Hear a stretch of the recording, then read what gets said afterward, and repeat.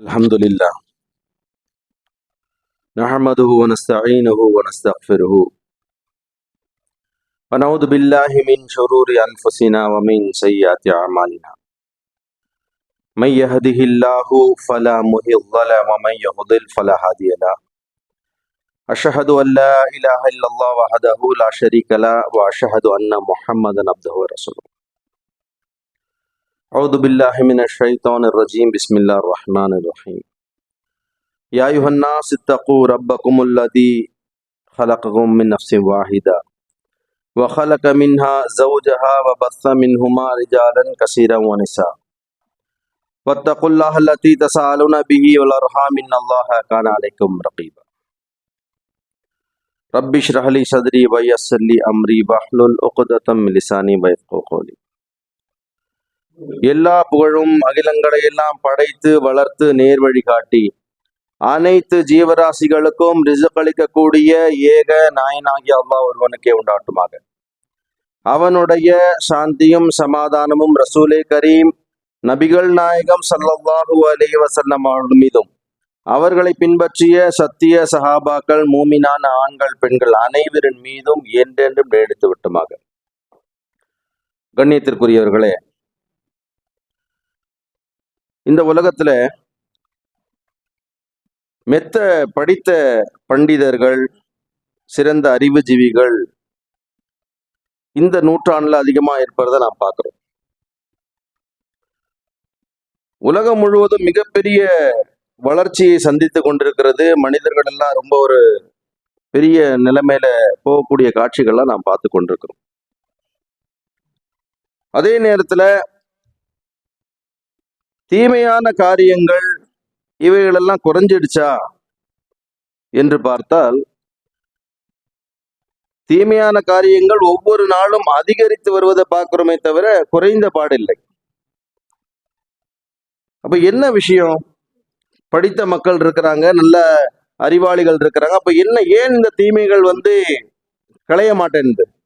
ஏன் அதிகப்படியாக தீமைகள் இந்த நாட்டில் அக்கிரமங்களும் அநியாயங்களும் அதிகப்படியாக இருக்கிறது என்று பார்த்தோம் என்றால், இந்த உலகத்தில் வாழ்வதற்கு ஒரு சுகமான வாழ்க்கைக்காக மனிதன் சிந்தித்து அதற்காக என்ன செய்யறான்னா முயற்சி செய்கிறான்.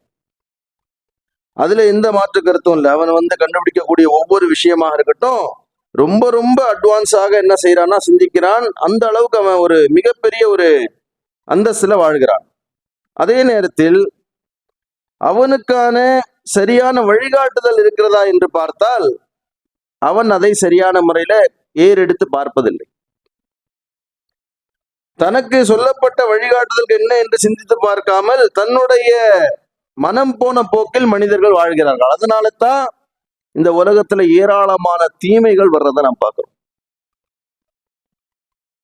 பாமர மக்கள் தீமை செய்தால் அவங்க விவரம் தெரியாதவங்க செய்யறாங்க என்று சொல்லலாம். ஆனால் படித்த அறிவாளி மக்களும் தீமை செய்கிறார்கள். அப்ப என்ன அர்த்தம் என்றால், இறைவன் ஒருவன் இருக்கிறான், அவனுடைய வழிகாட்டுதலை நான் பின்பற்றினால்தான் வெற்றி பெற முடியும் என்ற அந்த விஷயம் அவளுக்கு தெரியல. அதுதான் நிதர்சனமான உண்மை. நாளை மறுமையில் ஒரு மனிதன் இறைவா எனக்கு எந்த ஒரு வழிகாட்டுதலும் இல்லை, எனக்கு எதுவுமே சொல்லலையே என்று மனிதன் சொல்லிவிடக் கூடாது என்பதற்காக ரப்புல் ஆலமீன் தன் புறத்திலிருந்து தெளிவான வழிகாட்டுதலை மனிதனுக்கு சொல்லிவிட்டான். அதுல குறிப்பாக மனிதனுடைய உள்ளத்திற்கு எது நன்மை தீமை என்று தெளிவா தெரியும். ஒரு மது குடிப்பதோ, ஒரு உபச்சாரம் செய்வதோ, பெற்றோரை பேணுவதோ, பெற்றோரை உதாசீனப்படுத்தோ, இதெல்லாம் தவறு என்று மனிதனுக்கு தெரியதான் செய்யும், மாற்று கருத்தே இல்லை. அப்ப அவனுடைய உள்ளத்தை வைத்து அல்லாதையும் விசாரிப்பான். அதே நேரத்துல இறைவன் தன் புறத்திலிருந்து வேதத்தையும் தூதர்களையும் அனுப்பி இவர்கள் மூலமாக நீங்கள் நேர்வழி பெற வேண்டும் என்பதற்காக அல்லாஹ் ஒரு சிறந்த ஒரு ஏற்பாடை செஞ்சிருக்கிறான். சுப்ஹான் அல்லாஹ். அப்ப இந்த வேதம் மூலமாகவும் நபிமார்கள் மூலமாகவும் இதை பின்பற்றினால் மட்டுமே ஒரு மனிதன் இம்மையிலும் மறுமையிலும் வெற்றி பெற முடியும். வேற எந்த மாற்று கருத்தும் கிடையாது.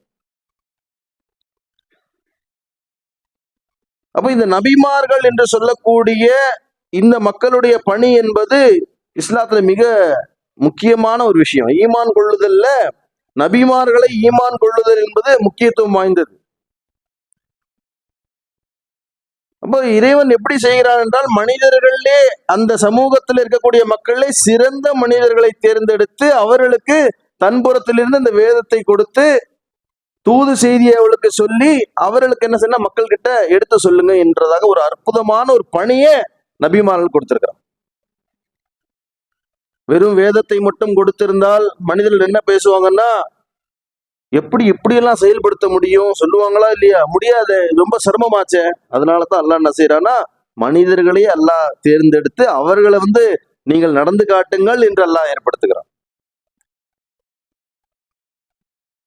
அப்ப அந்த அடிப்படையில ஏராளமான நபிமார்கள் வந்தார்கள். அந்த நபிமார்களை இறைவன் தேர்ந்தெடுக்கிறான் என்றால் அவர் எவ்வளவு பரிசுத்தமான மக்களா இருப்பாங்க, எவ்வளவு சிறந்த மனிதர்களாக இருந்தால் அல்லாஹ் அவர்களை தேர்ந்தெடுப்பான். அந்த அடிப்படையில் ஏராளமான நபிமார்கள் தெரியும். நாம் இன்று பார்க்கக்கூடிய விஷயம், இந்த நபிமார்கள் நம்மிடம் வந்தது முக்கியமான விஷயம் என்னவென்றால் தௌஹீத் கொள்கையை மக்களுக்கு எடுத்து சொல்வது. இதுதான் முக்கியமான விஷயம். அப்ப இந்த தௌஹீத் கொள்கையை மக்கள் மத்தியில் எடுத்து சொல்லும் பொழுது அவர்கள் எப்படி அலைக்கழிக்கப்பட்டார்கள். சொல்வது என்ன? ஓர் இறை கொள்கை, நீதமான விஷயங்கள், சத்திய வழிகள், இதுதான் சொல்றாங்க. அப்படி இருந்து கூட இந்த மக்கள் நிராகரிக்கிறார்கள். எப்படி நிராகரித்தார்கள், எப்படி அவர்களுக்கு உதாசீனப்படுத்தினார்கள், எப்படி அவர்களை கொடுமைப்படுத்தினார்கள், இந்த விஷயத்தை நாம் இன்று பார்க்க போகிறோம். இன்னொரு முக்கியமான விஷயம், இந்த தூதர்களை அல்லாஹ் சில சோதனைகளை வைத்து, மிக பெரிய பெரிய சோதனைகளை வைத்து என்ன செய்யறான்னா, அந்த சோதனைகளில் இவர்கள் எப்படி செயல்படுகிறார்கள், அந்த சோதனையுடைய நேரத்தில் இறைவனிடம் திரும்புகிறார்களா, அவங்க எப்படி நடக்கிறாங்க, இந்த விஷயத்தை அல்லாஹ் அவர்கள் நபிமார்களுக்கு ஏற்படுத்தி அதையும் நமக்கு ஒரு படிப்பினையா ஆக்குறான். எதற்காக அவர்களை சோதனைப்படுத்த வேண்டும்? விஷயத்தை அவங்க சொல்லிட்டு போறதானே, அதுதான் அவங்களுக்கு பணி. இந்த சோதனை என்பது அவர்களுக்கு காண்பிப்பது மூலமா உங்களுக்கு சோதனை ஏற்படும். அப்ப நீங்க எப்படி நடந்து கொள்ள வேண்டும், இதற்கு தான் அல்லாஹ் சொல்லுகிறான். இப்படி நிறைய நபிமார்கள் நாம இன்று பார்க்கக்கூடிய சில நபிமார்கள்ல ஒருவர் தான் நூஹ் அலைஹிஸ்ஸலாம்.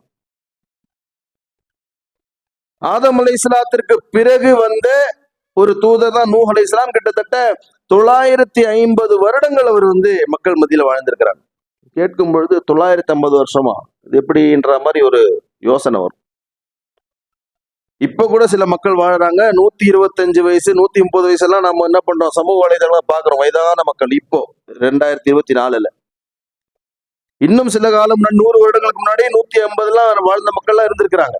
இப்ப இப்படியே போனோம் என்றால் மக்கள் ரொம்ப அதிகமான வயதில் வாழ்ந்த அந்த மக்கள் இருந்திருக்காங்க. அதுலதான் நூஹ் அலைஹிஸ்ஸலாம், அதாவது ஆதம் அலைஹிஸ்ஸலாமுக்கு அடுத்து வந்த இறை தூதர்.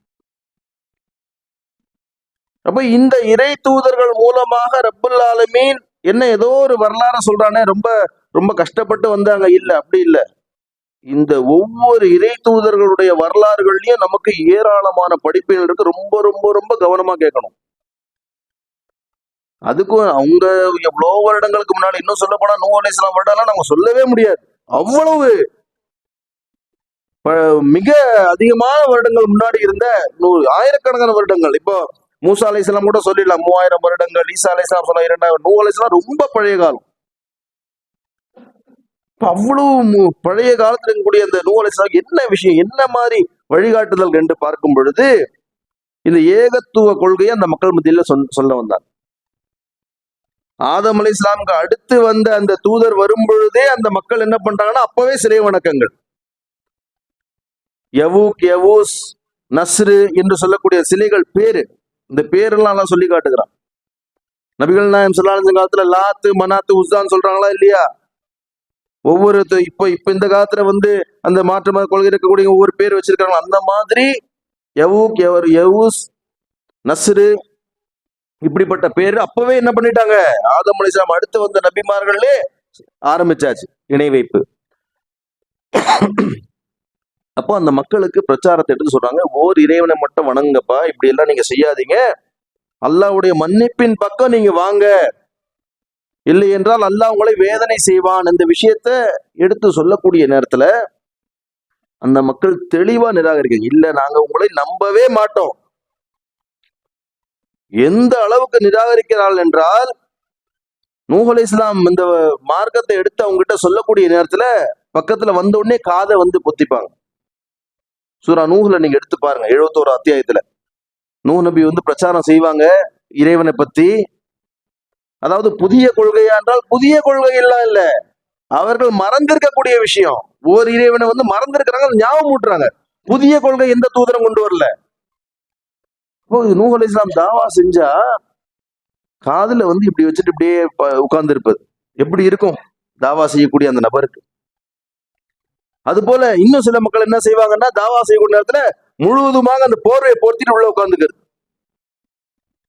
இப்படிப்பட்ட அவருக்கு அவ்வளவு என்ன பண்றாங்கன்னா தொல்லைகள் கொடுக்கறாங்க. எந்த அளவுக்கு தாவா செய்யணும், நூகலை தான் சொல்றாங்க, நான் இரவிலும் பகலிலும் அவங்க கிட்ட தாவா செய்யறேன். இரவு நேரத்துல என்ன செய்யறாங்க, நேரம் கிடைக்கும் போதெல்லாம் போய் அவருடைய வேலையே அதுதான். ஏக இறைவனை பற்றி இந்த மக்களுக்கு சொன்னானா அவர்கள் ஏற்றுக்கொள்ளவே இல்லை. அதற்கு பிறகு அவரே துவா செய்யறார், இறைவா இவ்வளவு வருடங்கள் நான் சொன்ன கேட்கல, இவர்களை வந்து நீயே பார்த்துக்கொள். இவர்கள் இருக்கக்கூடிய சொற்பமான மக்கள், ஈமான் கொண்ட மக்களை இவர்கள் கெடுத்து விடுவார்கள் என்று நூஹ் அலைஹிஸ்ஸலாம் அல்லாஹ்விடம் பிரார்த்தனை செய்கிறார். அல்லாஹ் என்ன செய்யறோம்னா, ஒரு கப்பலை நீங்க செய்யுங்க. எப்படிப்பட்ட கப்பல்? இப்ப இருக்கிற டெக்னாலஜி மாதிரியா? அல்லாஹ் அப்படியே சொன்னா, பலகைகளும் ஆணைகளும் அதன் மூலமாக செய்யப்பட்ட கப்பல். அதான் நீங்க கப்பலை, நீங்க பெரிய கப்பலை செய்யுங்க என்று யார் யார் வந்து ஈமான் கொண்டார்களோ அவளை ஏற்றிக்கொண்டு நீங்க நான் சொல்லக்கூடிய நாள்ல நீங்க கிளம்பிடுங்க. அப்போ அல்லாஹ் என்ன செய்யறான்னா, அந்த ஒரு நாள் வரக்கூடிய நேரத்துல வானில் இருந்து அப்படியே தண்ணீர் பொத்து கொண்டு வருகிறது. பூமியிலிருந்து அப்படியே தண்ணீர் பீரிட்டு கொண்டு அப்படியே தண்ணீர் வெள்ள பிரளயனம் ஆகிவிட்டது. நம்ம இதெல்லாம் யோசிச்சு பார்க்கணும். அது என்ன வெள்ளம், அந்த அளவுக்கு வெள்ளம் வருமானா? ஒரு நாள் மழை பெஞ்சாலே சென்னை என்ன ஆகுது? ஒரே ஒரு நாள் 2 நாள் வெளியிலே போக முடியல, புறநகர் சுத்தமா போக முடியாது ஒரு நாள் வெள்ளத்துக்கே. இப்போ அல்லாஹ் வந்து அது வெள்ளத்தை ஏற்படுத்தாது எவ்வளவு பெரிய வெள்ளம் அது. அப்ப அந்த சொற்பமான மக்கள் என்ன பண்றாங்கன்னா, சில விஷயங்களை ஜோடி ஜோடியாக சில அங்க இருக்கக்கூடிய உயிரினங்களை எடுத்துட்டு அவங்க என்ன பண்றாங்கன்னா, அல்லாஹ்வின் உத்தரவை கொண்டு அந்த கப்பல் என்ன செய்கிறதுனா கிளம்புகிறது. அப்படி கிளம்பக்கூடிய நேரத்துல தண்ணீர் வந்து ரொம்ப அதிகமாகக்கூடிய நேரத்துல அவருடைய மகன் என்ன செய்யறான்னா, நம்பிக்கை கொள்ளவில்லை. எங்க ஒரு ஒரு தந்தை வந்து ஒரு வீட்டுல இருக்கிற தந்தையை பத்தி பிள்ளைக்கு தெரியும், அவர் எப்படிப்பட்டவரு, எப்படிப்பட்ட நபர்னு சொல்லி. அப்ப நூஹ் அலைஹிஸ்ஸலாம் எவ்வளவு சிறந்த மனிதர், அப்ப இறைவனுடைய தூதரா இருக்காங்க, எப்படி தாவா செஞ்சிருப்பாங்க. சொந்த மகனே வந்து என்ன பண்றான்னா இந்த மார்க்கத்தை ஏற்றுக்கொள்ள. அப்போ இந்த வெள்ளம் வந்து இப்படியே போய்கொண்ட நேரத்துல மக்கள் எல்லாம் தத்தளிக்கிறாங்க. தன்னுடைய மகனை வந்து வெள்ளத்துல பாக்குறாரு. அவருடைய மனசு கேட்கல, மகனே இந்த கப்பல்ல ஏறிக்க வைப்பான்னு சொல்லும் பொழுது அந்த பிள்ளை சொல்றாரு, இல்ல இல்ல நான் ஏற மாட்டேன், நான் அந்த மலை மீது ஏறி நான் இந்த வெள்ளத்துல நான் தப்பித்துக் கொள்வேன். அவன் கொள்கையில எவ்வளவு உறுதியா இருக்கான் பாருங்க, இறை நிராகரிப்புல அவன் எவ்வளவு உறுதியா இருக்கிறான் பாருங்க. மலை மேல ஏறி, அல்லாஹ்வுடைய அந்த அதாபு வருது, அவன் மலை மேல ஏறி தப்பித்துக் கொள்வாராம். அல்லாஹ் அந்த நேரத்தை சொல்றான், ஒரு மிகப்பெரிய அலை என்ன ஆகுதுன்னா அவனை அப்படியே மூடி விட்டது, அவன் அழிந்து போனான். அதற்கு பிறகு என்ன சொன்னா, அந்த வெள்ளம் வந்து வடிந்தது. நூஹ் அலைஹிஸ்ஸலாத்தை வந்து அல்லாஹ் ஒரு சிறந்த ஒரு வாழ்க்கையை கொடுக்குறான். அந்த நேரத்துல அவர் பிள்ளையை நினைச்சு அல்லாஹ் கிட்ட கேட்கிறாரு. இதுதான் முக்கியமான விஷயம். அல்லாஹ்விடம், இறைவா அவன் என் பிள்ளை, அவன் நீ இதை மாதிரி அவனை வந்து இது மாதிரி அழிச்சிட்டே என்னுடைய மகன் அப்படின்னு சொல்லும் பொழுது அல்லாஹ் சொல்லி காட்டுகிறான் நூஹ் நபிக்கு, நூஹே அவன் உன்னுடைய மகன் இல்லை, உனக்கு அறிவில்லாத விஷயத்தை நீ என்னிடம் கேட்காதே. அல்லாஹ் சொல்லி காட்டுறான். அவன் ஒருவேளை இருந்திருந்தால் அவன் எப்படி நிராகரிப்புல வந்து திளைத்திருப்பான், அவன் எப்படி மக்கள் எல்லாம் வழிகெடுத்திருப்பான். அவனுடைய பிள்ளை எல்லாம், உனக்கு அறிவில்லாத விஷயத்தை என்னிடம் கேட்கக்கூடாது என்று அல்லாஹ் கண்டிக்கிறான். நூஹ் அலைஹிஸ்ஸலாம் சொல்றாங்க, இறைவா எனக்கு அறிவில்லாத விஷயத்தை நான் கேட்பதை விட்டு உன்னுடன் பாதுகாப்பு தேடி என்னை மன்னித்து விடு என்று நூஹ் அலைஹிஸ்ஸலாம் என்ன செய்யறாங்கன்னா அல்லாஹ்விடம் பிரார்த்திக்கிறார். அப்ப இதுதான் சோதனை. மக்கள் மத்தியிலே இவ்வளவு பிரச்சாரம் பண்ணி, எவ்வளவு கடுமையான பிரச்சாரம், எவ்வளவு கஷ்டங்கள், இதெல்லாம் ஒரு பக்கமும், இன்னொரு பக்கம் பார்த்தா எப்படிப்பட்ட சோதனை ஏற்படுத்தியிருக்கிறான் பாருங்க. அல்லாஹ் அக்பர். இதே போலதான் நபிமார்கள், ஒவ்வொரு நபிமார்கள் அதுலயும் தொடர்ந்து அவருக்கு பிறகு பல ஆயிரம் வருடங்கள் கழித்து நபி இப்ராஹிம் அலைஹிஸ்ஸலாம் வராங்க. அவருடைய வாழ்க்கையிலும் மிகப்பெரிய படிப்பினை என்ன, நம்ம பக்ரீதுடைய காலங்கள்ல துல்ஹஜ் மாதத்துல அவரை பத்தி நிறைய சொல்லுவாங்க, சொல்லிக்கொண்டே போகலாம். அவருடைய வாழ்க்கையில எப்படிப்பட்ட பிரச்சார மக்கள் மீது, அவரும் ஆரம்பத்துல தௌஹீத் பிரச்சாரத்தை அந்த மக்கள் கிட்ட எப்படிப்பட்ட ஏராளமான சிலை வணக்கங்களும் சூரியன் சந்திரன் நட்சத்திரங்கள் எல்லாவற்றையும் கடவுளாக பாவித்து அந்த மக்கள் மத்தியில பிரச்சாரம், ரொம்ப அறிவுபூர்வமான பிரச்சாரத்தை வச்சாங்க. அதுல முக்கியமா என்ன செய்யறாங்கன்னா, அங்க இருக்கக்கூடிய கோயில்ல இருக்கக்கூடிய அந்த சிலைகள் எல்லாத்தையும், சின்ன சிலைகளை உடைத்து பெரிய சிலையை மட்டும் வைக்கிறார். இதெல்லாம் நாம பார்த்திருப்போம், படிச்சிருப்போம், கேள்விப்பட்டிருப்போம். அதுல இருக்கக்கூடிய விஷயங்களை பாருங்க. இப்போ இந்த மக்கள் என்ன செய்யறாங்கன்னா, இந்த இப்ராஹிம் சொல்லக்கூடிய இந்த இளைஞர் தான் இப்படி எல்லாம் செஞ்சிருக்கிறாரு, அவரை கூட்டிட்டு வாங்கன்னு சொல்லி, நீங்க தான் இப்படி செஞ்சீங்களா அப்படின்னு சொல்லக்கூடிய நேரத்துல இப்ராஹிம் அலைஹிஸ்ஸலாம் சொல்றாங்க, இல்லையே, அந்த பெரிய சிலை தானே இருக்கு, அது செஞ்சிருக்கோம். இப்படி சொன்ன உடனே அந்த மக்கள் எப்படி பேசிக்கொண்டார்களாம் தெரியுமா? அல்லாஹ் குர்ஆன்ல சொல்லி காட்டுகிறார், எப்பா என்னப்பா இந்த மாதிரி ஒன்றுமே எதுக்குமே ஆவாத இந்த சிலைகளை நீங்க வணங்கிட்ட அக்கிரமம் பண்ணிருந்தீங்களே, அநியாயம் பண்ணி கொண்டிருந்தீர்களே என்று தங்களுக்குள்ளேயே பேசிக்கொண்டார்கள். அவர் செஞ்ச காரியத்தால அது ஒண்ணுமே செய்யாதே, அவங்க கையில தானே செஞ்சது, இல்ல வெளியில இங்க இருந்து வாங்கிட்டு வந்த சிலைகள் தானே. அவங்க பேசிக்கிட்டாங்களாம், நீங்களாம் அக்கிரமம் பண்ணிட்டீங்கன்னு ஒவ்வொருவருக்கு ஒரு பேசிக்கொண்டாங்க. அதற்கு பிறகு என்ன ஆகுதுன்னா, திரும்ப ஷைத்தானுடைய ஊசலாட்டத்தின் பேர்ல இல்ல இந்த சிலைகள்லாம் எங்களை காப்பாற்றும், இது இப்படி செய்த அந்த இப்ராஹிமை நாம கொல்ல வேண்டும் என்று அவரை நெருப்புல தூக்கி போடுறாங்க. அல்லாஹ் அவரை காப்பாற்றினார். இதெல்லாம் வரலாறு.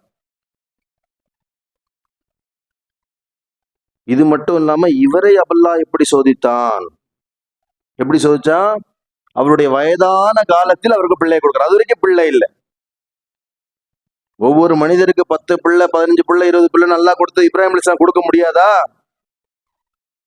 தாராளமா கொடுக்க முடியும். ஆனா நல்லா சோதனை செய்யறான். வயதான பிறகு ஒரு பிள்ளை இஸ்மாயில் அலைஹிஸ்ஸலாத்தை கொடுக்குறான். இதுல கூட என்ன என்றால், கிறிஸ்தவர்கள் இஸ்ஹாக் அலைஹிஸ்ஸலாம் தான் அது என்பதாக சொல்லுவாங்க. தெளிவா சொல்லுவாங்க, இஸ்ஹாக் அலைஹிஸ்ஸலாம், இஸ்மாயில் கிடையாதுன்னுவாங்க. ஏன் அப்படி சொல்கிறார்கள் என்றால், இஸ்ஹாக் அலைஹிஸ்ஸலாத்துடைய வழியில் இருந்துதான் ஈசா அலைஹிஸ்ஸலாம் வராங்க. அதனால அவங்க அதுல அவங்க உறுதியா இருப்பாங்க. ஆனா கிடையாது, இஸ்மாயில் அலைஹிஸ்ஸலாம் தான் முதல் பிள்ளையா கொடுக்குறான். அதற்கு பிறகு அல்லாஹ் அவரு அல்லாஹ் கட்டுப்பட்டதால இஸ்ஹாக் அலைஹிஸ்ஸலாம், யாக்கூப் அலைஹிஸ்ஸலாம்லாம் அல்லாஹ் கொடுக்குறான். அப்போ இஸ்மாயில் அலைஹிஸ்ஸலாம் ஒரு சிறந்த பிள்ளையாக, அந்த இடத்துல ஒரு வழிகேட்டுல போகக்கூடிய அந்த நூஹ் அலைஹிஸ்ஸலாத்துடைய வரலாறுல பார்த்தோம். இதுல பார்த்தோம் என்றால் அற்புதமான ஒரு பிள்ளையை கொடுத்திருக்கிறோம். அப்ப இறைவன் கனவின் மூலமாக இப்ராஹிம் அலைஹிஸ்ஸலாம் இந்த குழந்தையை அறுக்க வேண்டும் என்று கனவின் மூலமாக சொன்ன உடனே அந்த பிள்ளை கிட்ட கேட்கறாங்க. ஏன்னா அது பிள்ளை ஓடி ஆடி வளரக்கூடிய, அவர் கூட வேலை செய்யக்கூடிய ஒரு நிலைமையில வரக்கூடிய பிள்ளை. ரொம்ப சின்ன பிள்ளையா இருந்தா அவரு முடிவெடுத்துடலாம், ஓரளவுக்கு நடமாடக்கூடிய நிலைமை இருக்கக்கூடிய பிள்ளை கிட்ட அல்லாஹ் உன்னை அறுப்பது போல் எனக்கு சொல்லியிருக்கிறான்பா அப்படின்னு சொல்லும் பொழுது அந்த பிள்ளை சொல்லக்கூடிய வார்த்தை, தந்தையே, அல்லாஹ் உங்களுக்கு ஏவியதை நீங்கள் செய்யுங்கள், இன்ஷா அல்லாஹ் நான் பொறுமையாக இருக்கிறேன். எப்படிப்பட்ட ஒரு வார்த்தை பாருங்க. அவருக்கு எப்படிப்பட்ட சோதனை, இவருக்கு எப்படிப்பட்ட சோதனை பாருங்க. இதுல கூட நம்ம தாவா செய்யக்கூடிய நிறைய விஷயங்கள் இந்த விஷயத்துல இருக்கு. பிள்ளைய அறுக்க சொன்னாங்களா, இதெல்லாம் என்னங்க நடைமுறைக்கு சாத்தியமா? அதை வச்சுட்டு நீங்க நிறைய ஆடு மாடுகள்லாம் அறுக்குறீங்களே பக்ரீத்ன்ற பேரால, இப்படி எல்லாம் நிறைய விஷயங்கள்லாம் வருது. நாம இது சிந்திச்சு பார்க்கணும். இதுல இருக்கக்கூடிய முக்கியமான விஷயங்கள், இறைவன் இத மாதிரி ஏற்படுத்தக்கூடிய விஷயங்கள் இப்ராஹிம் அலைஹிஸ்ஸலாம் கட்டுப்படுவதற்காக இது. ஆனால் இது உள்ளுக்குள்ள இருக்கக்கூடிய ஏராளமான நன்மைகள் என்று பார்த்தால், நரபலியை அல்லாஹ் தடுத்து நிறுத்துவதற்காக அல்லாஹ் செய்த ஏற்பாடு. இன்று வரை நரபலி நான் பாக்குறோமா இல்லையா? தலைச்சம் பிள்ளைய கொன்று விட்டு அதன் மூலமாக எனக்கு பரக்கத் வரும் என்று செய்யறாங்கல்ல. நரபலி எனக்கா கொடுக்க கூடாது என்று அல்லாஹ்வுடைய ஏற்பாடு. அதுபோல அற்புதமான இறைச்சி, அன்று எவ்வளவு ஏழை இறை மக்கள் அந்த குர்பானி கொடுக்க வீடு வாசல் பாக்குறோமா இல்லையா? பாய் எனக்கு கொடுங்க பாயின்னு ஏழை நாடுகள், எத்தனை நாடுகள் இந்த நாளுக்காக காத்து கொண்டிருக்க அந்த இறைச்சிக்காக, அல்லாஹ்வுடைய ஏற்பாடு. அதுபோல இந்த பொருளாதாரம் மூலமாக இந்த ஆடு மாடுகள் எல்லாம் விற்பது மூலமாக கோடிக்கணக்கான வருவாய் அந்த விவசாயிகளுக்கு கிடைக்கிறது என்பதாக ஆய்வாளர்கள் சொல்றாங்க. எவ்வளவு விஷயங்கள் எல்லாம் ஏற்படுத்துறான் பாருங்க. இப்ப இதுல இப்ராஹிம் அலைஹிஸ்ஸலாத்திற்கு சோதனை என்னவென்றால் குழந்தையை அறுப்பது. சொல்லலாம்ல அல்லாஹ் கிட்ட, இறைவா என்ன என் பிள்ளைதான் கிடைச்சதா, கடைசி நேரத்துல கொடுத்துருக்கிறியே, இப்படி எல்லாம் பேசலாம்ல. அப்படிலாம் பேசினாரா? அப்படி ஏதாவது வரலாறு இருக்கா? இல்ல. அல்லாஹ் சொல்லிவிட்டால் கண்டிப்பாக செய்ய வேண்டும். ஏனென்றால் அல்லாஹ் கொடுத்த குழந்தை இது. அல்லாஹ் இவருக்கு ஒரு சிறந்த கண்ணியத்தை தான் கொடுப்பான். அல்லாஹ்வின் மீது அப்படிப்பட்ட ஒரு நம்பிக்கை. அந்த குழந்தை என்ன செய்யறாங்கன்னா அப்படியே படுக்க வைத்து, எப்படி படுக்க வைத்து அதையும் அல்லாஹ் சொல்றான். முகம் முகம் குப்புற படுக்க வைத்தார். முகத்தை பார்த்து அறுக்க முடியுமாங்க பிள்ளைய? அப்படியே எல்லாம் சொல்லி முகம் குப்புற படுக்க வைத்து கத்தியை கொண்டு போயிட்டார். அந்த முழு மனநிலையும் இறைவனுடைய கட்டளை நிறைவேற்ற வேண்டும், அதுதான் அவருடைய எண்ணம். சோதனை இதுதான் சோதனை. எப்படி நடந்தாங்க பாருங்க. நூஹ் அலைஹிஸ்ஸலாம் எப்படி அந்த பிள்ளையை இது பண்ணா அல்லாஹ் கிட்ட கேட்கறாங்க, அவங்க பிள்ளை இல்லைன்னு பொருந்தி கொண்டார்கள். இப்ராஹிம் அலைஹிஸ்ஸலாம் அவருடைய பிள்ளை அருன்னு சொன்னா, இறைவா உன் கட்டளையா நான் செய்வேன், நீ கண்டிப்பா இதை விட சிறந்ததை எனக்கு கொடுப்ப, அந்த ஒரு எண்ணத்தோட செஞ்சாங்க. இப்ப நமக்கு இதுல இருக்கக்கூடிய படிப்பினை என்ன? அவங்க நபிமார்கள் செஞ்சாங்க, போனாங்க, வந்தாங்க, ஓகே. நமக்கு என்ன இதன் மூலமா? ஏன் இவ்வளவு வரலாறுகளை திரும்ப திரும்ப குர்ஆன் நெடுகிலும் பார்த்தா நிறைய நபிமார்களுடைய வரலாறுகள் தான். ஏன்?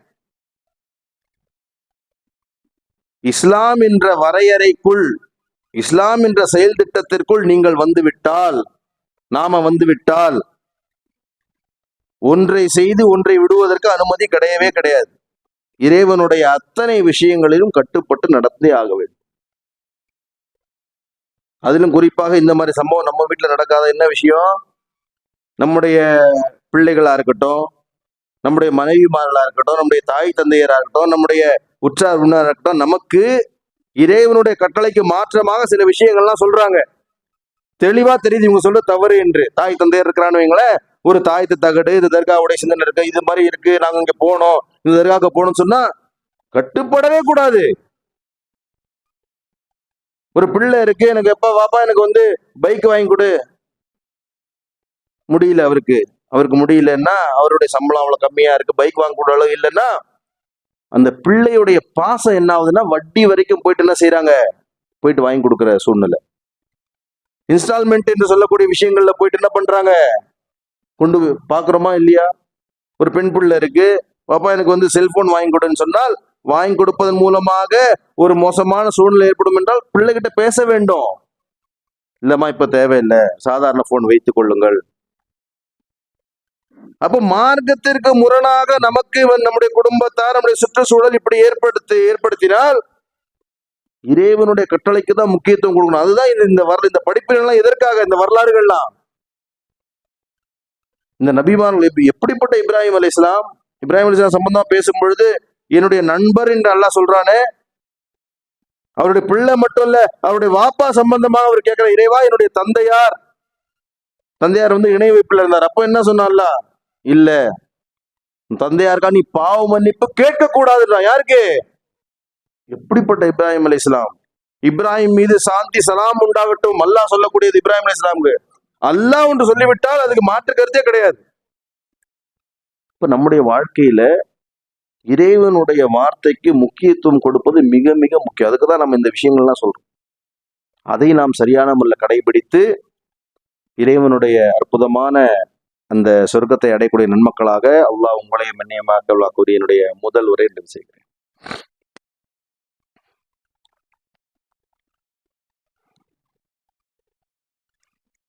கண்ணியமிக்கவர்களே, இப்ராஹிம் அலைஹிஸ்ஸலாம் சம்பந்தமான ஒரு செயல் திட்டத்தை, அவருடைய வாழ்க்கை நடந்த விஷயங்கள், அவர் எப்படி பின்பற்ற வேண்டும் என்ற விஷயங்களை எல்லாம் நாம பார்த்தோம். நம்முடைய ஜமாத் சார்பாக சில மாதங்களுக்கு இப்ராஹிம் அலைஹிஸ்ஸலாத்துடைய அந்த வாழ்க்கை வரலாறுகள் அவர் சம்பந்தமா மக்கள் மத்தியில் எடுத்து சொல்ல வேண்டும் என்பதற்கான ஒரு செயல் திட்டத்தை கொடுத்திருக்கிறோம். அது இந்த ஒரு வருடம் மட்டும் செய்யணுமா, இல்லை இந்த ஒரு 6 மாதம் மட்டும் செய்யணுமா, இல்லை வருடம், அது காலமா மரணிக்கும் காலம் எல்லாம் இந்த காரியங்களை நாம தாவா பணியை நாம் செய்ய வேண்டும். எப்படி இப்ராஹிம் செஞ்சாங்களோ அப்படி செய்ய வேண்டும். அது இந்த மாதத்துக்கு மட்டும் இல்லை. ஆனால் அதே நேரத்துல ஒரு செயல் திட்டம் மூலமாக நமக்கு ஏராளமான விஷயங்கள் சொல்லுவாங்க. அந்த அடிப்படையில் நாம என்ன செய்வோம்னா, இதற்காக பிரச்சாரத்திற்கு பிட் நோட்டீஸ் கொண்டு போய் மக்களுக்கு கொடுப்போம். அது போல இந்த ஸ்டிக்கர்லாம் எடுத்து வீட்டு வாசல்கள்ல ஒட்டுவது, பைக்ல ஒட்டுவது, அது போல ஆட்டோக்கள்ல ஒட்டுவது, இப்படிப்பட்ட விஷயங்கள் எதை செய்யறோம்? தாவா பணியை செய்யறோம். தௌஹீத் ஜமாத்துடைய அந்த பேனர் வர வேண்டும், நம்ம தலைவர்கள் அதுல மின்ன வேண்டும், மக்கள்லாம் நம்ம ஜமாத் ரொம்ப பெருசா பேசணும், அதற்காக செய்யறோமா? இல்ல. மார்க்க பிரச்சாரத்தை மக்கள் மத்தியில் கொண்டு போறோம். ஒரு மெகாஃபோன் என்று சொல்லி என்ன செய்யறோம்னா, தெருவில் வந்து நம்ம நின்று பேசுகிறோம். அதுபோல தெருமுனை கூட்டங்கள், பொதுக்கூட்டங்கள், மாநாடுகள், இப்படிப்பட்ட விஷயங்கள் அனைத்தும் என்னவென்றால் இந்த தௌஹீத் பிரச்சாரத்தை மக்கள் மத்தியில் கொண்டு செல்வதற்கான ஒவ்வொரு விஷயங்கள். இப்படி எல்லாம் செய்யக்கூடிய நேரத்துல சில மக்கள் என்ன சொல்றதை நான் பார்க்கிறோம் என்றால், நாங்க வந்து பொதுக்கூட்டம், மாநாடு இதுக்கெல்லாம் எங்களுக்கு ஐடியா இல்லைங்க, நாங்கெல்லாம் வந்து அப்படி அதெல்லாம் வந்து மார்க்கத்துல இல்லைங்க, நாங்க வந்து அதெல்லாம் நம்ம வந்து ஒத்துழைப்பு கொடுக்க மாட்டோம், பொருளாதாரம் கொடுக்க மாட்டோம், இப்படி எல்லாம் சொல்லக்கூடிய மக்களை பார்க்கணும். இப்போ வந்து மெகாஃபோன் இருக்குன்னு வைங்களேன், நபிகள் நாயகம் ஸல்லல்லாஹு அலைஹி வஸல்லம் மெகாஃபோன் கிடையாது, தெருமுனையில பண்றாங்க. இப்போ மெகாஃபோன் நீங்க வந்து ஏன் செய்றீங்க என்று சொன்னால், அந்த மெகாஃபோன் மூலமாக 10 வீடு கேட்பது ஒரு 50 வீட்டு கேட்கும். ஒரு தெருமுனை கூட்டம் என்று சொல்லும் பொழுது அதற்கான ஒரு சிறிய இடத்தை வச்சு ஒரு சேர்லாம் போடக்கூடிய நேரத்தில் அது மக்கள், பெருந்திரளான மக்கள் வருவாங்க. அங்க இருக்கக்கூடிய மக்கள், சுத்து வட்டாரக்கூடிய ஏராளமான மக்களுக்கு அந்த செய்தி போய் சேரும். சமூக வலைதளங்கள் இது மாதிரி பொதுக்கூட்டங்கள், மாநாடுகள் நடப்பது மூலமாக ஏராளமான மக்களுக்கு நிறைய பேர் என்ன செய்யறாங்க, இந்த புதிய ப்ரோக்ராம் இவங்க செய்யறாங்களே, இது வந்து என்ன சொல்ல வராங்க, புதிய செய்தி என்ன சொல்ல வராங்க, ஏராளமான மாற்று மத சகோதரர்கள் என்ன செய்யறாங்க, இதெல்லாம் பார்க்கக்கூடிய நிலைமை எல்லாம் ஏற்படுகிறது. அப்ப என்ன விஷயம் என்றால், நாம வந்து இதற்கான ஒரு பேர் வைத்துக் கொள்கிறோமே தவிர இது இறைவன் பாதையில் நாம் செய்யக்கூடிய ஒரு தாவா. நபிகள் நாயகம் ஸல்லல்லாஹு அலைஹி வஸல்லம் ஹஜ்ஜத்துல் விதால ஒட்டுமொத்த மக்களை வைத்து இந்த மார்க்கத்தை சொன்னார்களே, அது என்ன, அது ஒரு மாநாடு தான், ஏகத்துவ கொள்கையுடைய தௌஹீத் பிரச்சார மாநாடு. அது நாம ஒரு பேர் வச்சிருக்கிறோம் மாநாடு என்பதற்காக, அதுக்காக தௌஹீத் ஜமாத்துடைய மாநாடு அப்படியெல்லாம் இல்ல. இறை செய்தியை மக்கள் மத்தியில் நாம் கொண்டு செல்வது, இதற்கு என்ன எல்லாம் முடியுமோ நம்முடைய ஒத்துழைப்பை நாம கொடுக்க வேண்டும். இனிமேல் எந்த தூதர்களும் வரமாட்டார்கள். இறைவன் நமக்கு இந்த வேதத்தின் மூலமாக எப்படியெல்லாம் நீங்கள் பேச வேண்டும், எப்படியெல்லாம் பிரச்சாரம் செய்ய வேண்டும், நீங்கள் அப்படி செய்யும் பொழுது எப்படிப்பட்ட சோதனை உங்களுக்கு ஏற்படும், எல்லாவற்றையும் எல்லாம் சொல்லிட்டான். இதெல்லாம் நமக்கு ஒரு பெரிய படிப்பினை. தாவா என்று வெளியில போகக்கூடிய நேரத்துல பிரச்சனைங்க வரதான் செய்யும். அப்ப நாம அதையெல்லாம் என்ன பண்ண, கலைந்து விட்டு நம்மளால் முடிந்த அளவு ஒவ்வொருவருக்கும், ஒரு சிலர் நல்ல அழகான முறையில் பிரச்சாரம் செய்வாங்க, சில பேர் நோட்டீஸ் நல்ல அழகான முறையில் கொடுப்பாங்க பள்ளிவாசல்கள்லாம். யார் யாருக்கு என்ன வகையில் முடியுமோ இந்த தாவாவை எடுத்து சொல்வது மிக முக்கியமான பணி. ஏன் தாவா முக்கியமான பணி, அதை நீங்க மனசுல தாங்கினீர்கள் என்றால்தான் நாம தாவாவுடைய முக்கியத்துவத்தை நாம் சரியான முறை விளங்க முடியும். ஒரு மனிதர் ஏக இறைவனுக்கு இணை வைத்தார் என்றால் அது எவ்வளவு பெரிய பாவம். படைத்த ரஹ்மான் எவ்வளவு வல்லமைக்கு சொந்தக்கார, அவனுக்கு ஒரு மனிதன் இணை வைத்தார் என்றால் அந்த பாவத்தினுடைய தொடர்ச்சி என்ன தெரியுங்களா, அடுத்து அடுத்து அவன் செய்யக்கூடிய ஒவ்வொரு காரியங்களும் தீமைதான். ஒரு மனிதர் வந்து இஸ்லாம் அல்லாத ஒரு மனிதர் ஒரு தொழில் தொடங்குறாரு வைங்களேன், ஹலால் ஹராம் பாப்பாரா, எதுல வருமானம் வருது அதனை பாப்பாரு. ஒரு திருமணம் முடிக்கிறாரு, மகர் கொடுத்து பண்ணுவாரா, எந்த இடத்துல வந்து நிறைய பணம் வருது பாப்பாரா இல்லையா. அப்ப இது என்னவென்றால் இணை வைப்பு முதல் பாவம், அதுக்கு அடுத்து அவர் செய்யக்கூடிய அத்தனையுமே பாவத்தின் ஒரு வெளிப்பாடுதான். அப்படிப்பட்ட மனிதர்களுக்கு நாம என்ன செய்யறோம், நேர்வழி காட்டுவதற்காக நாம் இந்த மார்க்க பிரச்சாரத்தை செய்யறோம். சாதாரண பணி இல்ல தாவா பணி. அதனால் இந்த தாவா பணியில நாம் யார் முன்னெடுத்தாலும் சரி, அவர்களுக்கு நம்மளால் முடிந்த ஒத்துழைப்பை கொடுத்து அந்த நன்மைகளை பெற வேண்டும். அல்லாஹ் பார்ப்பான். இன்று வந்து நூஹ் அலைஹிஸ்ஸலாம் சம்பந்தமா பேசுறோம், இப்ராஹிம் அலைஹிஸ்ஸலாம் சம்பந்தமா பேசுகிறோம் என்றால் எப்படிப்பட்ட கண்ணியத்தை இப்ராஹிம் அலைஹிஸ்ஸலாம் கொடுத்திருக்கிறான். ஆயிரக்கணக்கான வருடங்களா ஹஜ்ஜு செய்யறாங்களே மக்கள், எவ்வளவு பெரிய கண்ணியம் அவருக்கு. ஒவ்வொரு பயான்லயும் நாம வந்து இதை கேட்டு கேட்டு கேட்டு நாம அந்த ஈமான பலப்படுத்துகிறோமே, எவ்வளவு பெரிய விஷயம். அப்ப நம் புறத்தில் இருந்து நாம் தாவா செய்து ஒரு மனிதரை நேர் வழிக்கு அழைத்து வந்தோம் என்றால் எவ்வளவு பெரிய நன்மை. மறுமையில் அந்த நன்மையை வைத்துதானே நமக்கு சொர்க்கத்துல எல்லாம் இடம் கொடுப்பான். நீங்க தொழுதுட்டீங்களா, உங்க வேலையை பார்த்தீங்களா, கடைக்கு போய் உட்கார்ந்தீங்களா, இதோட முடிஞ்சிருச்சா. அப்போ இறை தூதர்களுடைய பணியை செய்வது நம்முடைய கடமை. தெளிவா எல்லாம் சொல்லி காட்டுகிறான், நபியே நீங்கள் மக்களுக்கு எடுத்து சொல்லுவோராக திகழவும், அதை கேட்கக்கூடிய மக்கள் பிறருக்கு எடுத்து சொல்லுவோராக திகழவும் உங்களை நடுநிலை சமுதாயமாக ஆக்கியிருக்கிறோம் சொல்றானா இல்லையா. அப்ப யாரோட கடமை, நம்ம ஒவ்வொருவருடைய கடமை. நமக்கு தெரியாதா, இறைவன் ஒருவன் தான், எப்படி அவனை வந்து வணங்க வேண்டும், இணை வைப்பின் பக்கம் போகக்கூடாது, ஏராளமான விஷயம் நம்ம தெரிஞ்சா வச்சிருக்கிறோம். ஆனால் மற்ற சமுதாய மக்களுக்கு எதுவுமே தெரியாது. உலக விஷயங்கள்ல அவங்க சிறப்பானவங்களா இருப்பாங்க, நேர் வழி அடிப்படை சுத்தமா அவங்களுக்கு தெரியாது, ஜீரோ தான் அவங்க. அப்படிப்பட்ட மக்களுக்கு நாம் தான் எடுத்து சொல்ல வேண்டும். அப்படி எடுத்து சொல்லக்கூடிய நன்மக்களாக அல்லாஹ் உங்களையும் என்னையும் வாக்குறேன் என்று உரை பேசுகிறேன். வாஹத்தான அல்ஹம்துலில்லாஹி ரப்பில் ஆலமீன். அஸ்ஸலாமு அலைக்கும்.